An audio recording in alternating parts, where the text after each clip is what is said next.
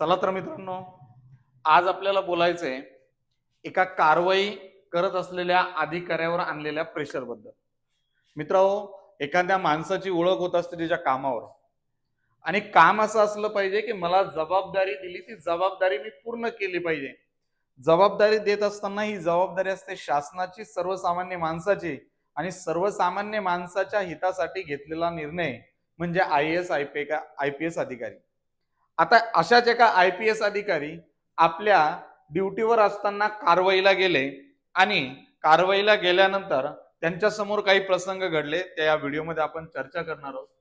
काम करत असताना किंवा एखादी जबाबदारी दिली असताना ती जबाबदारी पार पाडत असताना मोठ्या प्रमाणावर त्या अधिकाऱ्यांना वेगवेगळ्या राजकीय प्रेशरला सामोरं जावं लागतं. राजकीय प्रेशरला आणि राजकीय वरदहस्ताला विचारात घेऊन काही कारवाया केल्या जातात. पण इथे जी कारवाई झाली ती धडक कारवाई केली गेली, आणि विषय होता उत्खननाचा. जी शासनाची प्रॉपर्टी आहे, शासन त्याच्यावरती टॅक्स वसूल करतं, रॉयल्टी वसूल करतं, अशी प्रॉपर्टी मोठ्या प्रमाणावरती हे माफिया लोक वरदहस्त करून किंवा पॉलिटिकल वरदहस्ताच्या माध्यमातून मोठ्या प्रमाणावर अशा पद्धतीचं शासनाचं नुकसान करत असतात. आणि तिथं त्याच्यावरती कारवाई करण्यासाठी ज्या काही उपपोलीस निरीक्षक आहेत, ज्यांना आपण IPS अंजना कृष्णा म्हणतो, सोलापूर जिल्ह्यातली ही घटना आहे. सगळ्यांनी ही घटना बघितली असेल, आणि या घटनेच्या नंतर निघालेले पडसाद आणि या घटनेवरती बोलणारे काही टगे यावरती आपण चर्चा करणार आहोत. या IPS होत्या. इयर 205 म्हणजे ऑल इंडिया रँकिंग त्यांची 255 जवळपास रँकिंग आहे पूर्ण ऑल ओव्हर इंडिया मधले. म्हणजे एक गुणवंत विद्यार्थिनी, अतिशय हलाखीच्या परिस्थितीत कुटुंबातून आपला IPS होण्याचं स्वप्न पूर्ण केलं, आणि आपली जबाबदारी, मिळालेली जबाबदारी पार पाडण्यासाठी त्या फील्डवरती गेल्या. आणि फील्डवरती गेल्यानंतर त्यांनी कारवाई करू नये म्हणून डायरेक्ट एका कार्यकर्त्यानं अजितदादाला फोन लावला. आणि अजितदादाची काम करण्याची शैली धडक आहे.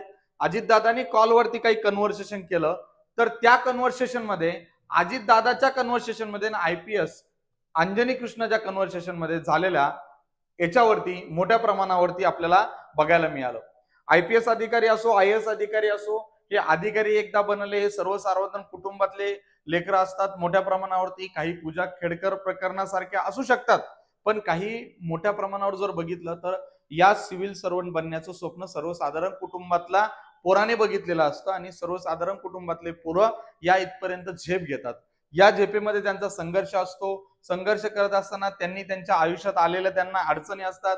त्या अडचणीवर काम करण्यासाठी त्यांना शिकवताना आपण शिकवलं जातं, शाळेत शिकवलं जातं की तुम्हाला जर काम करण्याची संधी मिळाली तर तुम्ही चांगल्या पद्धतीने, योग्य रीतीने, जे सत्य आहे त्याला न्याय मिळवून द्यायचा.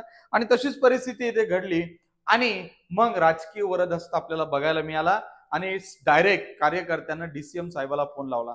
बघा, आजचा AIचा जमाना आहे. कोणी कोणाचा आवाज काढू शकतो, AI कोणाचा आवाज फिल्टर करून देतो. म्हणून मॅडमनी फक्त त्यांना DCM साहेबाला की बाबा मी माझ्या फोनवर तुम्ही संपर्क करा, मी आवाज ओळखत नाही, किंवा तुम्ही जर माझे सिनियर DCM आहात, उपमुख्यमंत्री तुम्ही आहात, तर मला डायरेक्ट माझ्या फोनवर आदेशित करा, अशी विनंती केली असता दादांनी या ठिकाणी मात्र एक उत्तर दिलं की तुम्ही माझा आवाज ओळखत नाही, तुम्ही मला ओळखत नाही, तर तुमच्यावरती कारवाई केली जाईल, अशा पद्धतीची एक धमकी देण्यात आली.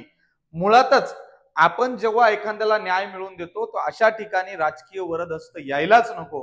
कारण याच्यामध्ये, देशामध्ये, या राज्यामध्ये मोठ्या प्रमाणावर वेगवेगळ्या प्रकारच्या घटनांमध्ये आपल्याला राजकीय वरदहस्त बघायला मिळतो. इथेही त्याच प्रकारचा वरदहस्त मिळाला, आणि एक IPS अधिकारी मोठ्या प्रमाणावर एका संकटात पडलेला दिसला, आणि त्या IPS अधिकाऱ्याच्या पाठीशी उभा राहिला तो सर्वसामान्य माणूस आणि सर्वसामान्य माणसाचा आवाज.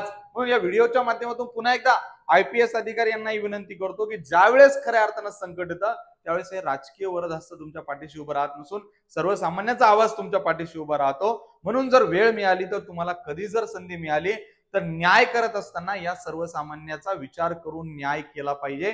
या व्हिडिओतून मी तुम्हाला या ठिकाणी विनंती करतो. मग झालं तरी नेमकं काय, एवढ्या सगळ्यावरती जर समजा दादांची एक शैली होती काम करायची, दादांनी या ठिकाणी चुकीचं आदेशित केलं आणि माझा आदेश पाळा अशी विनंती केली, ते झालं. दादाने दुसऱ्या दिवशी ट्विटरवरती मला माझ्या म्हणण्यामागचा हेतू, कारण परिस्थिती जी तिथली परिस्थिती नेमकी काय हे त्यांना माहिती नसेल कदाचित, पण त्यानंतर जे मागच्या दरवाजातून म्हणजे मागच्या मार्गाने आमदार झाले, ज्याला आपण वरिष्ठ सभागृह म्हणतो, त्याच्यामध्ये आमदार झाले, यांनी एक पत्र लिहिलं.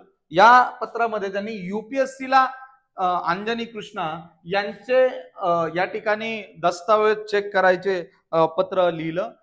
प्रत्येकाला संविधानामध्ये डॉक्टर बाबासाहेब आंबेडकरांनी अधिकार दिलाय की तुम्ही एकची चौकशी करू शकतात, पण अशा पद्धतीचे पत्र लिहून, युपीएससीला पत्र लिहून यांनी त्या अधिकाऱ्यावरती आणखी बर्डन आणण्याचा प्रयत्न केला तर नाही ना. तर यांनी अशा पद्धतीने करून त्या अधिकाऱ्याला एक चेतावणी दिली की जर तुम्ही आमचं ऐकलं नाही तर आम्ही तुम्हाला अशा पद्धतीने अडकवण्याचा प्रयत्न करू. मुळात ही गोष्ट चुकीची आहे. एखादी गोष्ट चुकीची आहे तिच्यावरती कारवाई झालीच पाहिजे, आणि ती कारवाई करत असताना एक दबंग सिंगम लेडीज आपल्या समोर आली, जी आपल्या कार्याशी, आपल्या कर्तृत्वाशी एकनिष्ठ होऊन या ठिकाणी शासनाचं काम करत असताना शासनाच्या कामामध्ये चुकीच्या पद्धतीचा हे आढळला तर त्याला शिक्षाच झाली पाहिजे, त्याच्यावरती मोठ्या प्रमाणावर कारवाई झाली पाहिजे, हा मनात निश्चय बाळगून त्या ठिकाणी कारवाईला गेलेल्या अंजनी कृष्णा यांचं मुळातच आपण त्या ठिकाणी स्वागत करतो. ज्यांनी यांच्या कागदपत्राची मागणी केली, मुळातच ते मागणी करणारे किती सक्षम होते, ते मागणी करणं हे का. यांनी विशेष म्हणजे युपीएससी वरती आज जर बघितलं तर सगळीकडे मोठ्या प्रमाणावरती ज्या राज्याचे डीसीएम आहेत, ज्या राज्याचे मुख्यमंत्री आहेत, जे राज्याचे आहेत, या राज्यामध्ये मोठ्या प्रमाणावर आजपर्यंत कित्येक वेळेस पेपर फुटी सारखे प्रश्न घडले, पेपर फुटलेत, पोरांच्या निकालामध्ये किंवा याच्यामध्ये मोठ्या प्रमाणावरती आपल्याला हे आढळून आलं, त्यावेळेस हे बोलले नाही. पण अशा कारवाई करत जात असलेल्या एखाद्या आयपीएस अधिकाऱ्याला अशा पद्धतीने अटकवण्याचं काम या ठिकाणी केलं, हे मुळातच दुर्दैवी आहे. अशा अधिकाऱ्याच्या पाठीमागे सर्वसामान्य जनता आणि आम्ही म्हणून त्या ठिकाणी उभा आहोत. त्यांच्यामध्ये झालेलं काही कम्युनिकेशन आहे, मॅडमनी त्यांना नंबर घ्या आणि व्हिडिओ कॉल करा असं दादांना हे केलं. मुळातच आज अशी परिस्थिती झाली आहे की कम्प्युटरच्या जमान्यामध्ये मोठा कोणीही कोणाचा आवाज काढू शकतो, म्हणून मॅडमने दादाला, जे उपमुख्यमंत्री आहेत, त्यांना खरंच ते उपमुख्यमंत्री असल्यामुळे एखाद्याला IAS अधिकाऱ्याला ऑर्डर सोडू शकतात, पण सत्य परिस्थिती कदाचित त्यांना तिथं त्यापर्यंत माहिती नसेल की ते काय चालू आहे. कार्यकर्त्याने सांगितलं म्हणून ते बोलले असेल, पण अशा प्रकारचं बोलणं आणि अशा प्रकारचं एखाद्या IPS अधिकाऱ्यावरती राजकीय प्रेशर आणणं आणि ती कारवाई मुळातच त्या ठिकाणी झालेली गरजेची कारवाई असताना असं आणणं हे मुळातच चुकीचं आहे. या गोष्टीचा आपण समर्थ करत नाही. डॉक्टर बाबासाहेब आंबेडकरांनी या ठिकाणी कानून, कायदा आणि व्यवस्था ही आपल्याला बनवून दिलेली आहे आणि त्याच्यावरतीच हे राज्य चालतं.